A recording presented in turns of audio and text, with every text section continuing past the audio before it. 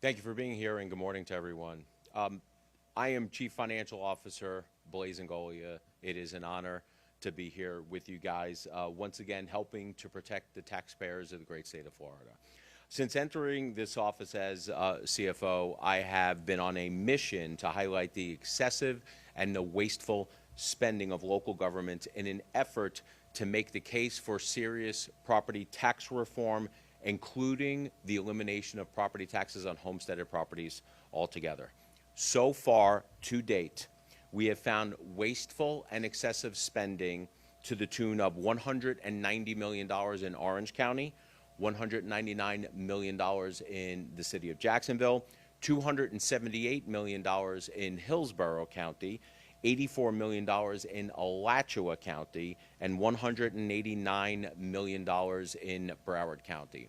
In those 5 counties alone, we have uncovered more than $944 million of what we are calling wasteful and excessive spending. Last week, when the governor and I were in the city of Jacksonville, I made a statement that if any local government raised property taxes this year when families are hurting and trying to make ends meet, they would get a knock on their door by me and my office. Well, knock, knock, Seminole County. Seminole County just raised property taxes on the taxpayers when, according to our calculations, they should be cutting taxes. Now, we'll get to Seminole County's numbers soon. And I'm sorry to say that when we include Seminole County's numbers, we will now be over $1 billion in uncovered wasteful and excessive spending. That is $1 billion in 6 counties that belongs in the wallets of the taxpayers, not in the hands of government. That is $1 billion of property tax cuts that could easily be obtained with 0 cuts to service. 0 cuts to service.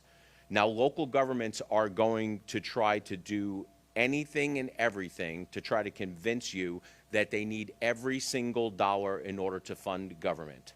They're going to list a parade of horribles, including long wait times when you call 911, not being able to hire fire and police, not being able to give government employees cost of living adjustment raises, and possibly even eliminating some government services whatsoever.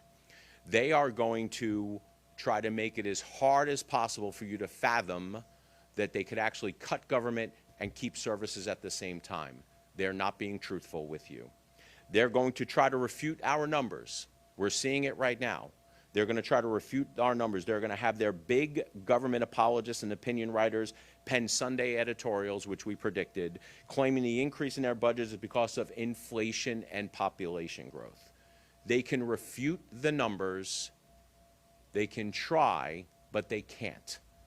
Because the numbers are the numbers, and we are pulling the numbers off of their own budgets.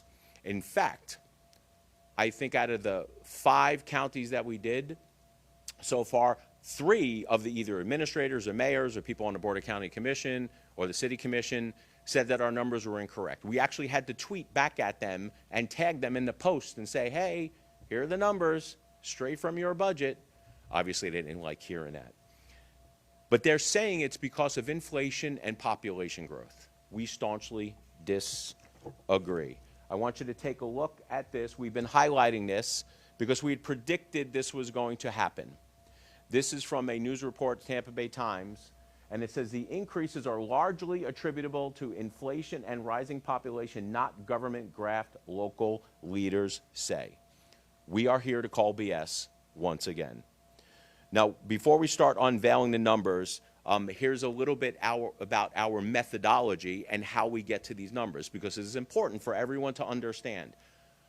And if you're a local government official or a bureaucrat, I want you to replay this over and over and over again, because you guys simply do not understand what excessive and wasteful spending is. So we'll go a little slow. So what we did was, and when we make these, and when you understand the methodology, you're going to understand how we can say that they can safely reduce property taxes. And if they're not, hopefully, after the presentation of numbers, you're going to see that they're being untruthful to you. All they want to do is keep their large, bloated budgets, their gravy train continuing to go. So what we did is we started off with the 2019-2020 year. That is a baseline budget that we are using, okay? We're doing that pre-COVID. So the first budget that was done before the explosion of government with all of the money flowing into the state coffers and local coffers from the federal government. 2019 is what we use as the base budget. Then, like the local governments should be doing, they should be increasing their budget every year for inflation and population growth. So we started in 2019, 2020 fiscal year, and we increased it every year, indexing it for inflation and population up until the 24-25 budget, 5 years. So why is that important? That means in our numbers, when we calculated using the methodology that I'm going over here today, we included extra fire rescue people, because with an increased population, there is going to be more of a demand for more fire rescue. That makes sense. We added for population growth. We've also included extra law enforcement, police, sheriff's deputies in our numbers. We've already assumed for that because we are indexing for population growth. We included raises for law enforcement and general government employees also. Inflation. What they said they were going to do. We've indexed all that. We included extra money because of increased costs. So when local governments say, no, it's just an explosion of population or because of increased cost, to a certain degree they're right, but not the extent that they are overtaxing and overspending everyone and trying to give the impression that they need all of that money to fund that stuff. We've accounted for everything that a local government should or would need in order to deliver services to the taxpayers. And Seminole County, just like every other county and city, blew right past those numbers. Now, we've crunched the numbers. Once we did, in Seminole County still exceeded inflation and population, which would be a realistic budget. Because when we did the numbers, indexing for inflation and population, we came up with the number what it should be, what the government general fund budget should be, realistically. Seminole County blew past that number. In our estimation, $48,445,891. This is past accounting for growth in government with inflation, population. That is past hiring fire and police. This is the number that the county has spent over and above what we believe should be a reasonable budget in order to deliver services. Let's put it into a little bit of visual context for you guys.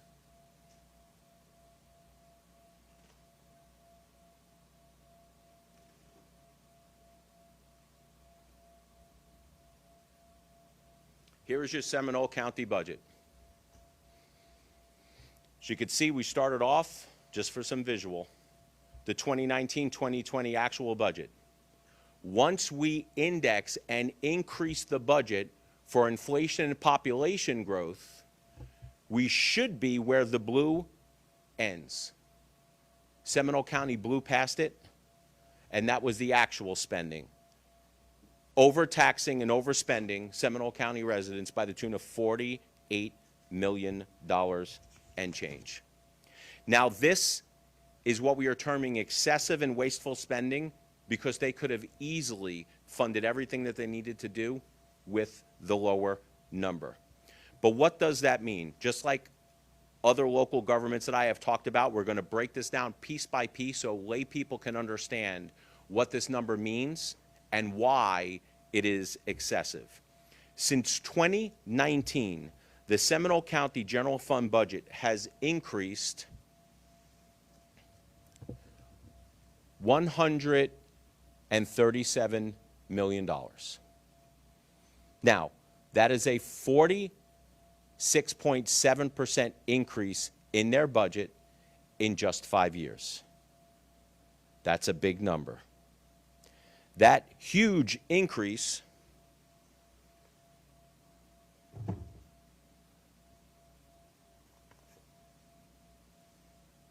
was for a population growth of 25,338 people.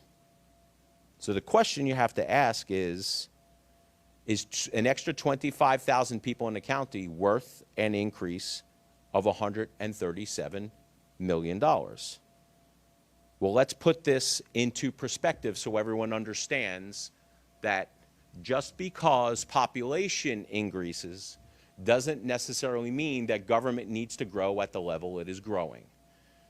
Just because costs are costs. If inflation goes up, everyone's costs go up. Your costs go up as homeowners, government's costs go up. But just because you have more people moving into a city or a county does not mean that you have a blank check to grow government exponentially. There are things governments can do. They can automate things. They can introduce technology. You can have people more productive. You just don't go hire people for the sake of hiring people. It's unfortunate, but most governments that we come across, we see this. But let's put that number in context. The 25,338 people, that means for every person that moved into Seminole County over the last 5 years, the budget increased $5,402. For every family of 4 that moved into Seminole County, the budget increased for $21,608.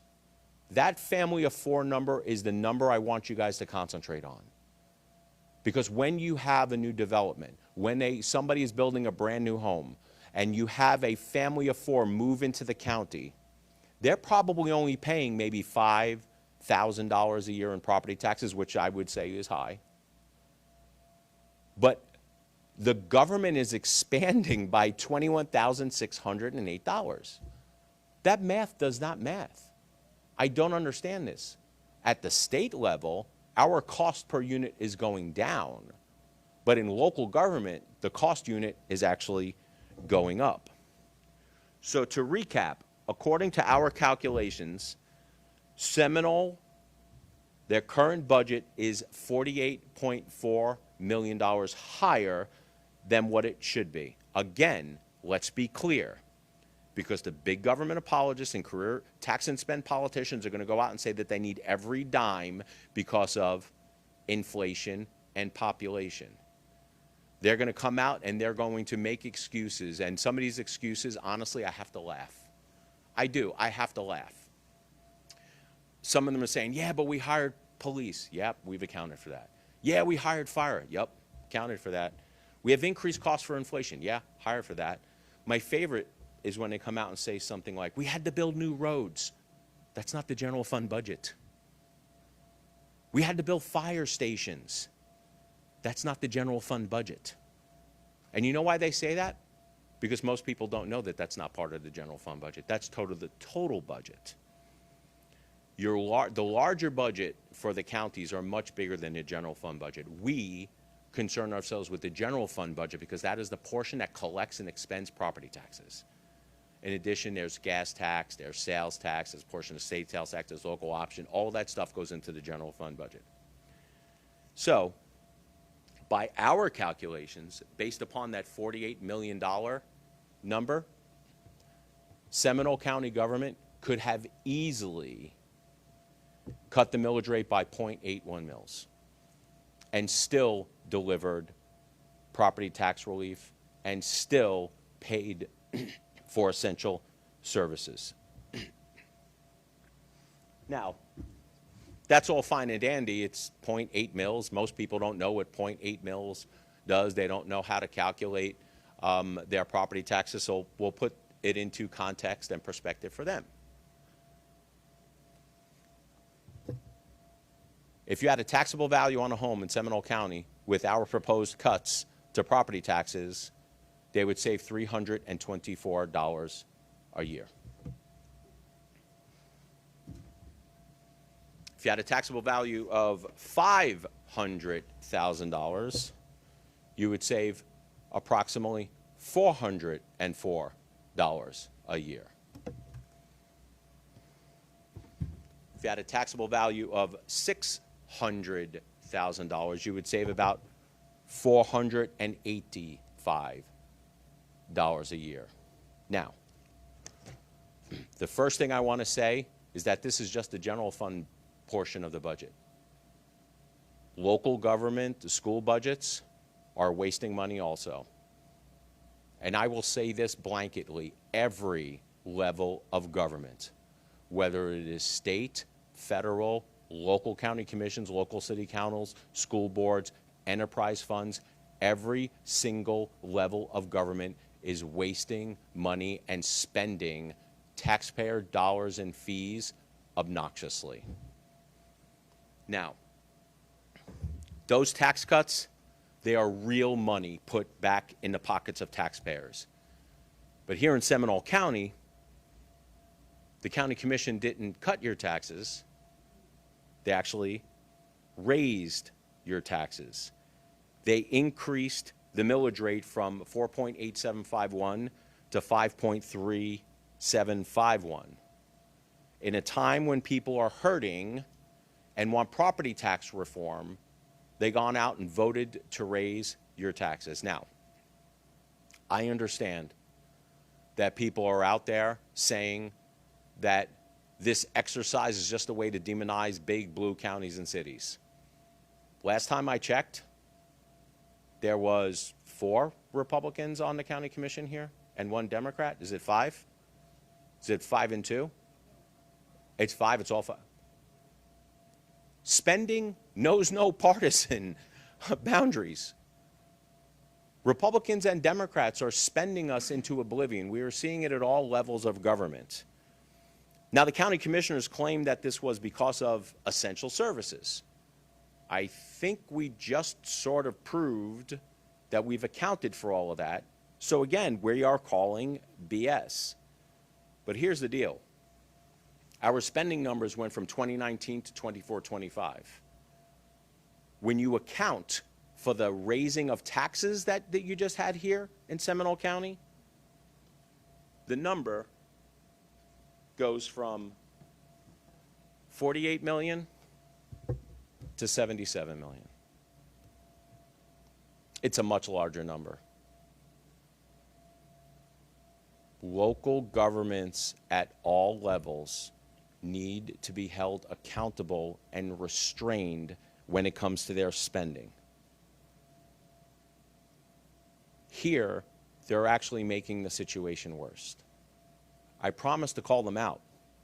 It wasn't a veiled threat. I told people I was going to protect the taxpayer every waking hour, every minute while I'm in this job. Now, when you add the 77 million on top of that, that means our office, through our FAFO initiative, have now breached the $1 billion mark of excessive and wasteful spending in just 6 counties here in the state of Florida. Quite honestly, I wish we didn't have to do this. I wish we did not have to go out and travel and crunch these numbers and call upon local governments once again to cut the wasteful excessive spending. Let me show you this also.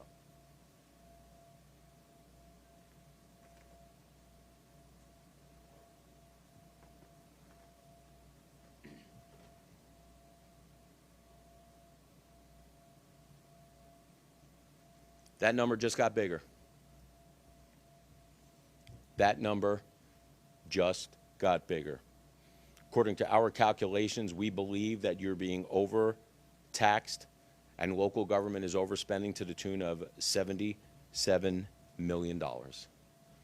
Governments are wasting money left and right, crying poor and then wanting more, and more money in the form of higher taxes. People have had enough. Your property taxes are going up not because of essential services, but because of excessive, wasteful spending by career politicians and bureaucrats who think you are an endless ATM for them. As your CFO, I will not stand idly by while Florida families are being taxed out of their homes. It is always good to remind them that it is not their money, it is our money. Government is expanding because they can, not because they need to. Local governments are tone deaf to what's actually going on inside our communities. They need to listen more to what's happening on Main Street and listen less to what's being told to them by bureaucrats in the halls of government. They need to listen to the grocery store clerk and stop listening to a city manager that's making $250,000, $300,000, $350,000 a year. Affordable housing is a big issue here in the state of Florida. Many local officials say that it is the #1 issue for them. But yet when we tell them exactly how they can make housing more affordable for their constituents by cutting property taxes, they aren't interested. Local governments cannot complain about the lack of affordable housing at the same time they're helping to create the affordable housing crisis themselves. They can cut their bloated budgets and deliver property tax relief. They are choosing not to. Every dollar that a couple starting a family saves on property taxes matter. Every dollar that a retired couple on Social Security saves on property taxes matter. Every dollar that a single mom working 2 jobs saves on property taxes matter. Every day, people in the private sector have to prioritize their lives with the amount of money that they have. It's time that government does the same. Floridians have made it clear that they want property tax relief soon. And we're going to have an opportunity to give that to them on the November 26th ballot with the lofty goal of eliminating property taxes on homesteaded properties altogether. Before I introduce the speakers, one last thing. Government is going to cry. They're going to complain. The editorials are going to come out. The county commissioners, the county administrators are going to come out and say that they can't do it, they can't do it, they can't do it. Unfortunately for them, history proves otherwise. Because if you remember, in the mid-2000s, we had a rise in property values, a corresponding rise in property taxes. Local governments filled their coffers. They expanded governments. They lobbied legislators. They lobbied county commissions to don't cut property taxes at all because it would destroy and devastate services. For the people around here in the mid-2000s, y'all remember that. It was incessant. Every time they would go to town halls. They would do everything that they can to keep their bloated budgets. And this is how I know for a fact that they can cut and they're going to be fine. Because they did it back then. Because we had a constitutional amendment that offered an additional homesteaded property tax, a homestead exemption. Remember that? So local governments who said that they could not cut because of the additional homestead exemption. But at the same time, and people remember this, for the first time in history of the United States, property values actually went down. So the assessed values went down, which meant less property tax revenue. An additional homestead exemption went up, which added an extra cut to government. How many firemen did they fire? None. How many law enforcement officers did they fire? None. Did local government employees get raises? Yes. Did some local government employees lose their jobs? Yeah, probably. But you have to question were they needed in the first place. Growing government. We've seen this game before. We're immune to the parlor tricks of local governments saying that they need all this money. We are here to make the case, and I think we've made it, that local governments can cut and keep us safe. And for those local governments that say that you are going to have to cut fire and police and we're going to devastate the communities, stop lying to the taxpayer. With that, I'd like to recognize Bob McClure from James Madison Institute to say a few words. Mr. McClure? Thank you, CFO. Thank you for highlighting a major issue that is affecting all Floridians.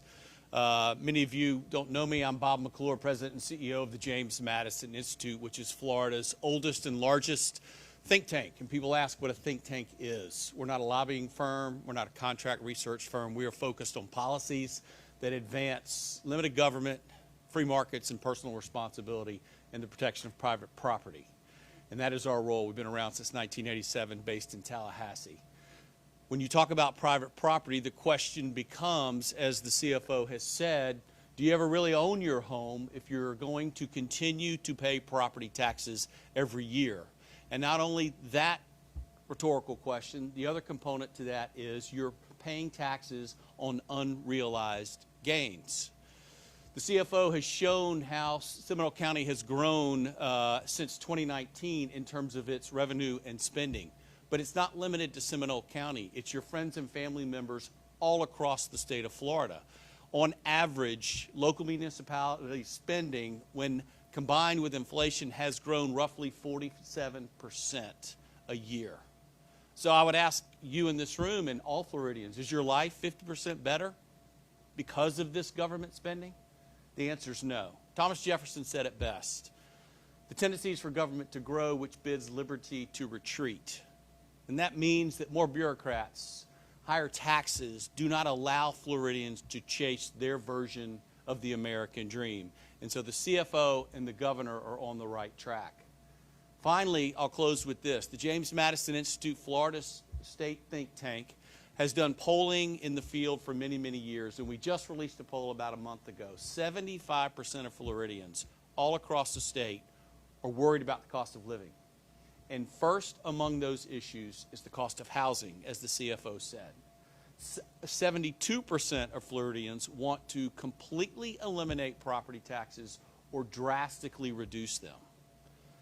We can't get 72% of this country to agree that the sun rises in the east and sets in the west. And yet we know what Floridians want. So this is an incredibly important role and an important opportunity for the state, not only to do the right thing by taxpayers so they have more money in their pocket to chase their version of the American dream, but as the CFO and the governor have done for many, many years, to be the first in the nation to lead the country on an issue as important as this. The entire country is watching. And when we get this right, and I believe we will, the rest of the country will follow. Thank you. Thank you, sir. So just to piggyback off of that, Florida leads the nation when it comes to a lot of these issues.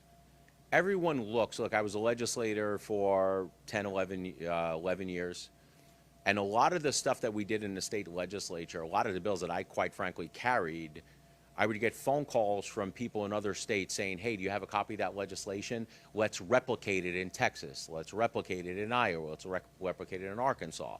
But there's a reason. It's because Florida leads on these issues. Everyone looks to Florida to see what they're doing. Could you imagine if the state of Florida had no personal income taxes and no property taxes on homestead exemption? You want to talk about generational wealth starting to be created here in the state of Florida?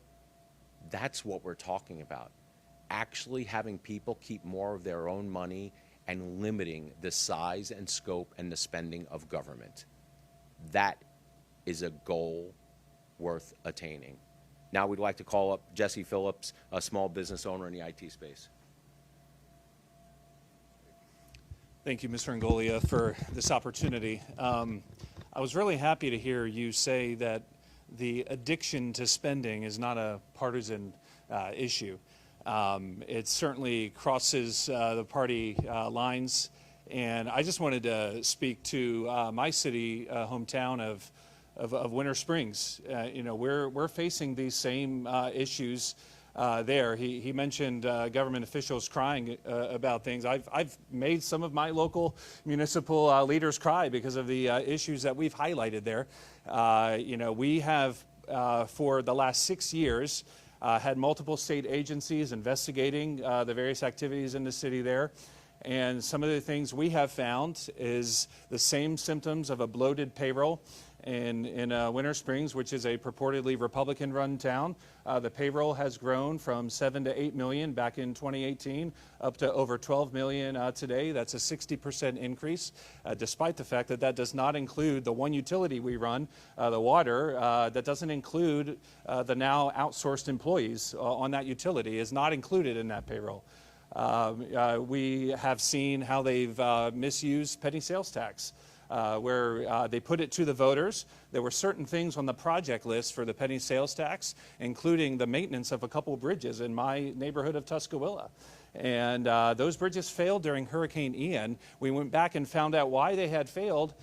They were not properly maintained. They took that money and instead used it on other pet projects. And as a result, those unmaintained bridges failed during that storm. Our budget overall was between 2018 and 2020. It was about $44 to $50 million then.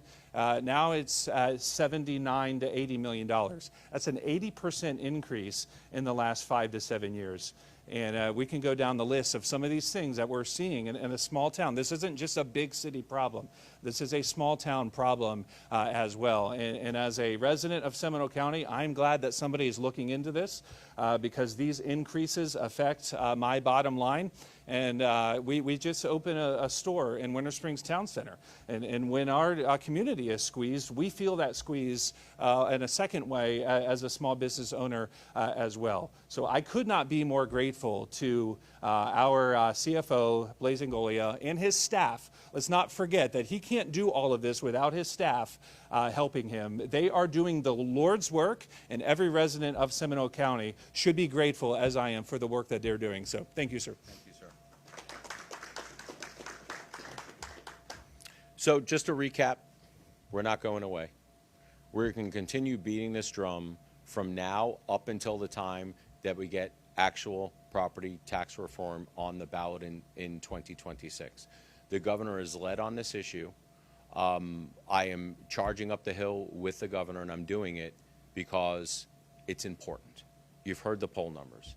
Housing affordability is a big issue here in the state of Florida. We in government can help deliver some of that affordable housing relief, not by subsidizing housing, but by actually cutting the cost of government. So with that, more than happy to take any questions y'all have. Yes, ma'am.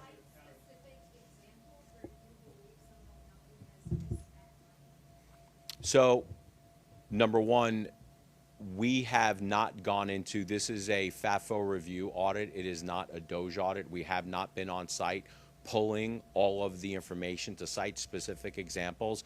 But what you should understand, and all the cameras should understand, and everyone listening to my voice should understand, the growth in government itself is the largest part of that waste. So while we can go out and we can find examples of somebody hiring a poet laureate or spending $150,000 teaching illegal immigrants how to evade ICE, or a $75,000 hologram, that will just give examples of the types of spending. The growth in government itself is the largest part of the waste. The others are examples of how much local governments just don't care about your tax dollars. So while we have not done an actual Doge audit and went in and started looking at the specific spending to do these calculations, because these calculations were done because Seminole County raised taxes in a time when people are hurting, when they should be cutting taxes.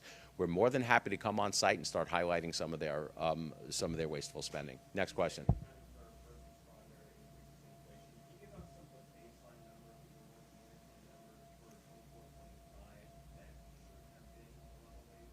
I can, but you can find it yourself. Just go on their website. It's right there. It's their budgets. My numbers are their numbers. My numbers that we're pulling are their numbers. We start off in the 2019-2020 fiscal year budget, and we index forward for inflation and population. We go in and we figure out what the inflation was, the population growth, and we index the budget every year on what it should be. So sure, I can get your numbers. It's probably easier if you just go hop on their website and get it, because their numbers are our numbers. Next question. That's a question for your administrator, and that's a question for the county commissioners.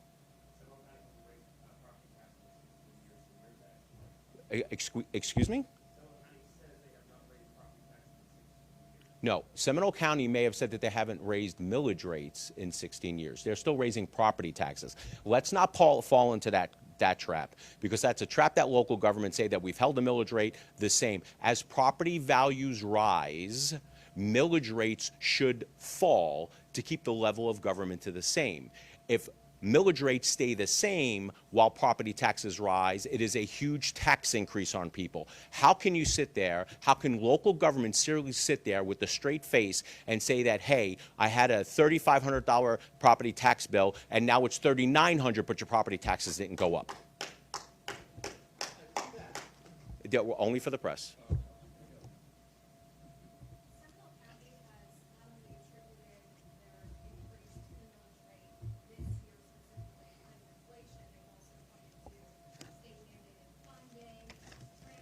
It's all included.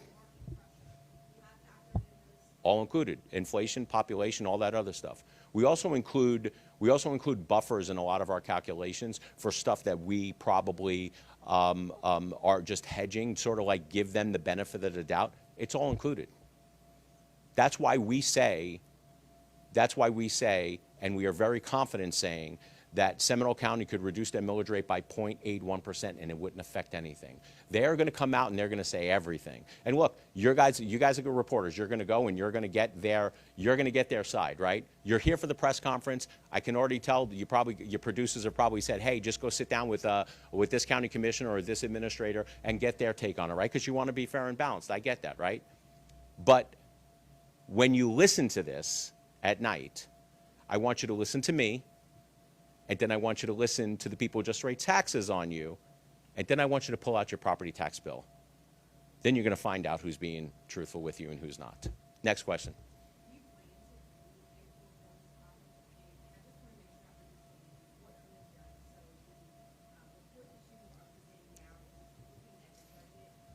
Good question. Yeah, I'll explain it. So there are two things happening at the state level at the same time. There's DOGE, Florida DOGE, which is going in requesting all of the spending data, requesting emails, spending on things that, DEI related or related to Green New Deal, stuff like that. And they are looking for specific instances of egregious, wasteful spending that would probably make people's eyes roll in the back of their heads. That's when we see the money spent on a poet laureate program, $150,000 on a county teaching illegal immigrants how to evade ICE. That's the stuff that really gets people angry. What we're doing is our FAFO audits, which are separate and distinct, but they work together. While DOGE is looking for specific examples, we are looking at high-level spending trends to show you just how out of whack local governments are in relation to previous budgets and inflation and population. Does that make sense? So let me answer that question. Right now, we have very vast audit authority granted to me by the Florida Constitution to audit any entity, public or private, that is using taxpayer funds, right? And that's what we're doing right now. Now, at some point, I don't know, because DOGE is administratively housed inside the office of the governor. I have constitutional authority. I can tell you what I am planning on doing. We are planning on reorganizing our office so we can go and we can do these forensic audits, if you will, on local government to track everything going forward. So we are trying to institutionalize identifying waste, fraud, and abuse at the local government, and then letting the taxpayers know what it's being spent on, because we believe that is what the taxpayers deserve. Yes? Are you planning on holding the state government, the same state? Of course. So what about audits is the $83 million for concrete grass? The $83 million, The conservation lot. the one that I voted no on? Well, look, I was one vote on three. It was 3 against 1. I voted no on that for one of the reasons, obviously, was for the price. So I practice what I preach when it comes to this stuff. Yes, ma'am. The vote was taken, the vote was approved, and unfortunately, it's a settled issue. I voted no because, again, I practice what I preach, and that's what I can tell you. Yes, ma'am. You've gone through these 6 counties now, and to look at any others who voted in property taxes. What happens when local governments disagree with you've seen, and they say we need this money, we need it, you've highlighted otherwise. What do you want them to do next? What do you expect from taxpayers? What I think they need to do is they need to start going into their budgets and starting to identify wants versus needs. I think they need to start looking at what the average local government employee is being paid compared to what the local private sector is being paid. They need to start looking at efficiencies. Look, the only way government is going to stop spending is if an outside force tells them to stop spending. And that's why a constitutional amendment is so important, because we can sit here and we can say you are spending too much money, cut your taxes. They can cut your taxes one year and then raise it the next year. They need institutionalized fiscal constraint, and that is what a constitutional amendment offers them. Last question.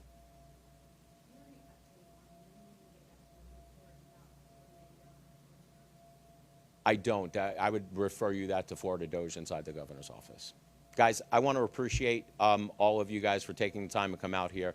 I want to appreciate the media for coming out and sending this message. Just know that as long as I am in this office, I'm going to be looking out for the taxpayer every day, 24 hours a day, 365 days a year.